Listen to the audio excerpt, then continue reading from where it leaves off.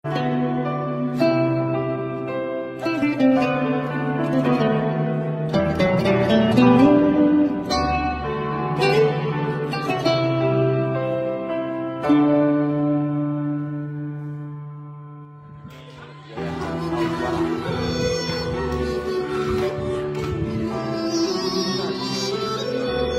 terhebat.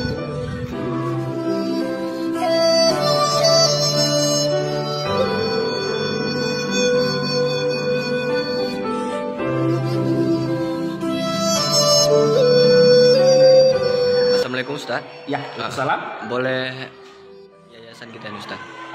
Proses belajar mengajar, alhamdulillah saya juga baru mengajar bahasa Inggris nih ya. Saya juga baru melakukan namanya English training karena saya juga sebagai English curriculum designer.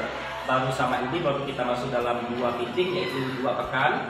Alhamdulillah dari hasil semangat santriwati dan santriwan sangat-sangat bagus, sangat wonderful, sangat gorgeous. Jadi bagi saya plus bagi saya. Tujuan daripada belajar bahasa Inggris ini apa Ustaz? Tujuannya adalah yang pertama untuk motivasi dalam pendidikan mereka, yang kedua tentang international studies, yang ketiga tentang international dakwah. Seperti itu. Terima kasih Ustaz. Ya, terima kasih.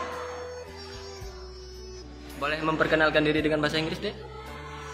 Halo teman, aku Alfede mau mengintroduce myself. My name is Ganawati. I live in Parabako.